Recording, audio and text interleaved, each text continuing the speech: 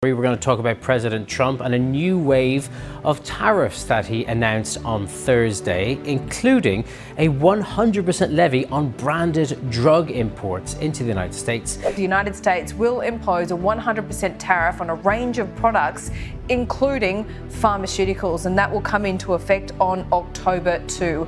We're doing well because of tariffs. We're doing unbelievable. We're making more money than we ever have made. And by the way, we're going to take some of that tariff money that we made, just to get off the subject for a second.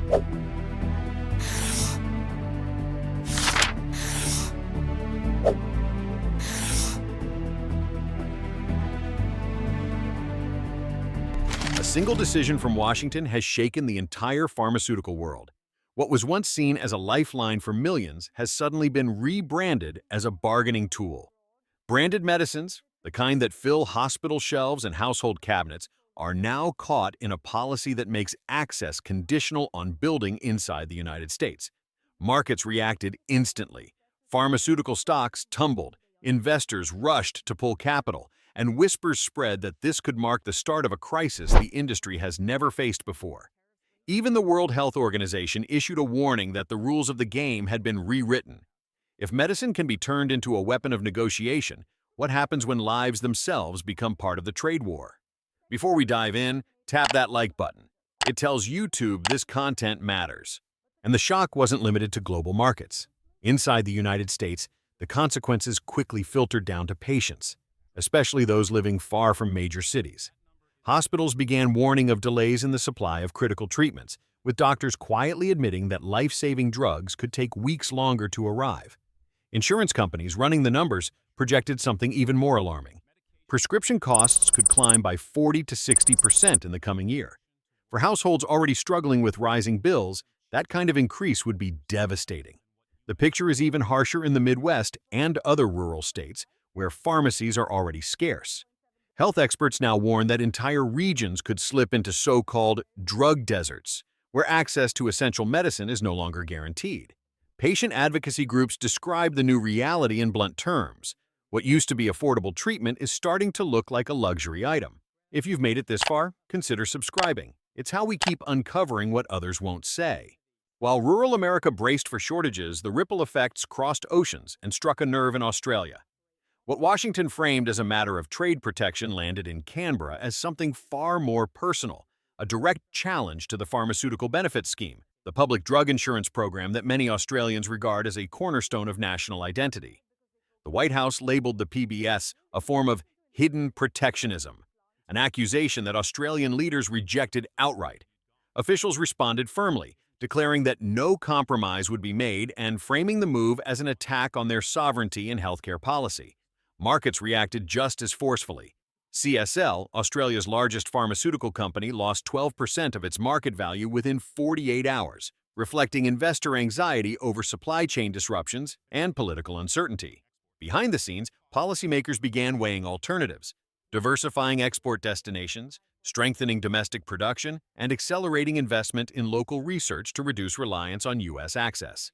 If Australia chose a public confrontation, Canada's response took a different path, quieter on the surface, but no less unsettled beneath. Ottawa avoided open clashes with Washington, yet officials and industry leaders privately acknowledged the scale of the challenge. Canada exports around $7 billion in pharmaceuticals to the United States each year, with nearly $3 billion consumed directly by American patients. That entire flow now faces uncertainty. Early estimates suggest the new rules could add $2 to $3 billion in extra costs to cross-border supply chains. For Canadian firms, the options are stark. Either absorb higher costs that threaten margins, or shift significant portions of production south of the border to maintain access to their largest customer. In the meantime, Ottawa has opted for what insiders describe as silent preparation. Much rather than escalating the dispute, the government is working to strengthen its essential medicines list, expand strategic reserves, and explore contingency plans in case U.S. access narrows further. For a country whose health sector is deeply intertwined with American demand, this measured but uneasy posture reflects both the risks of dependency and the limits of confrontation. Canada's quiet calculations cannot be separated from the deeper reality. The pharmaceutical industries of the two neighbors are tightly bound together. The new U.S. rules do not simply threaten exports, They disrupt the very architecture of a cross-border supply network painstakingly built over decades. This network was designed not for politics, but for efficiency. Plants on either side of the border producing components that feed into each other, synchronized by just-in-time logistics and regulatory alignment. More than 70% of the active pharmaceutical ingredients used in the United States originate outside North America, yet many of these flows are stabilized and refined through Canadian facilities before reaching American patients. Over 40 integrated production lines knit together factories in Ontario, Quebec, and several U.S. states, making it difficult to distinguish where Canadian production ends and American production begins. Tariffs and new compliance rules now slice through that integration, introducing layers of friction to systems that once relied on speed and predictability. The practical consequences are already visible. Customs processing times are rising, as shipments once treated as routine now require additional verification. Industry insiders warn that, under the new environment, the journey from production site to patient could take twice as long as before.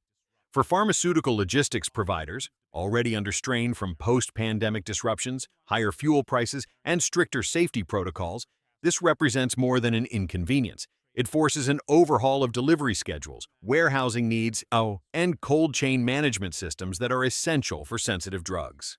Cost projections are equally sobering.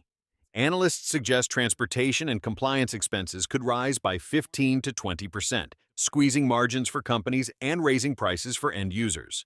Beyond the numbers, the bigger risk is systemic. Medicines that were once assumed to be reliably available may now face unexpected gaps, creating bottlenecks in hospitals and pharmacies. In a sector where days can mean the difference between treatment and deterioration, the transformation of a smooth-running continental system into a patchwork of obstacles has consequences far beyond economics. The strain on supply chains was only part of the story.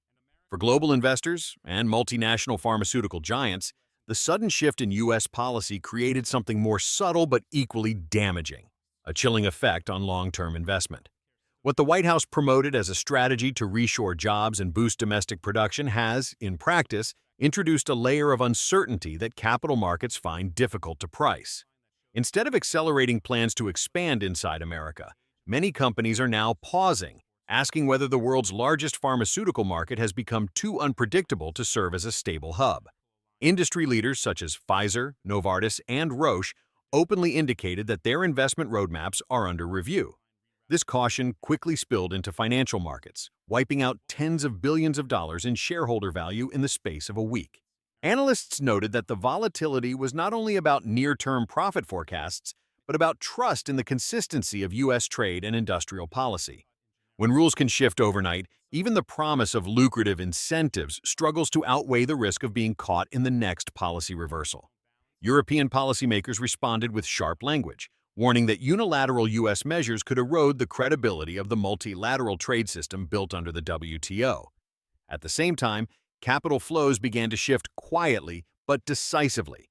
Investments once earmarked for U.S. facilities were redirected toward Asia and the European Union, regions perceived as more predictable environments for high-cost, long-horizon pharmaceutical projects.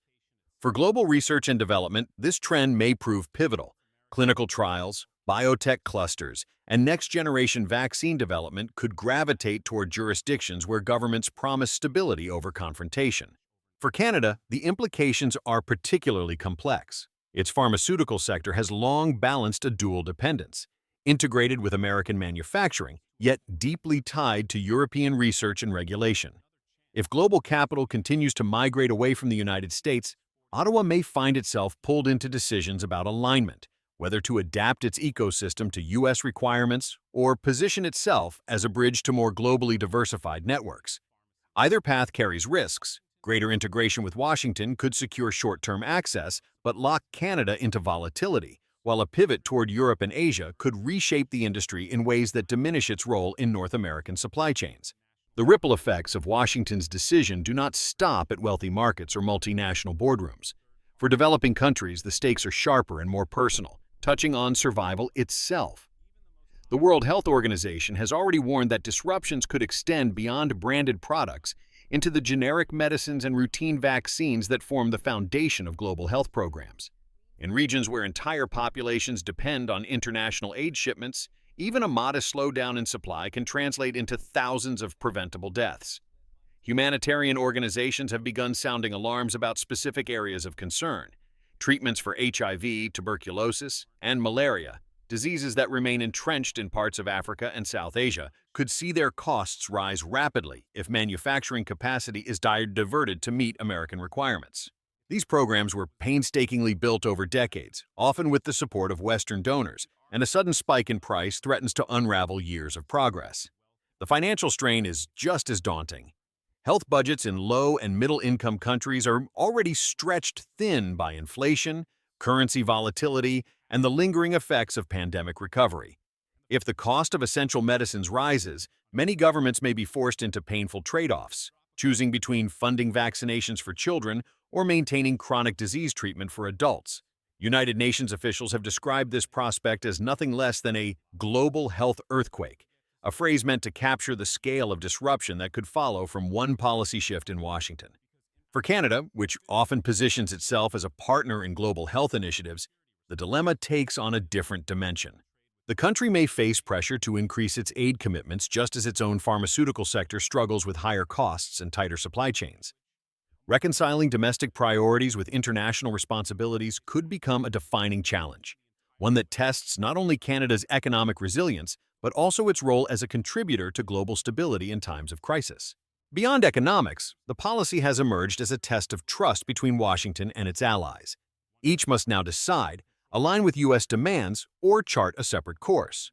Canada's restrained silence contrasts sharply with Australia's outspoken defiance, and in that divergence lies evidence of growing strategic fractures. The larger implication is unsettling.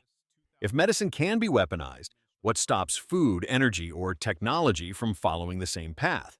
What was once considered a basic human right, the assurance of health, now risks being reduced to a bargaining chip in the global game of power. The world may be entering a phase where essential goods are not guaranteed by markets or treaties, but by political leverage.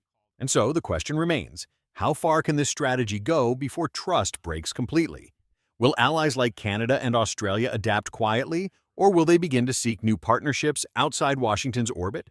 More importantly, what does it mean for ordinary citizens when the essentials of life are drawn into geopolitical competition?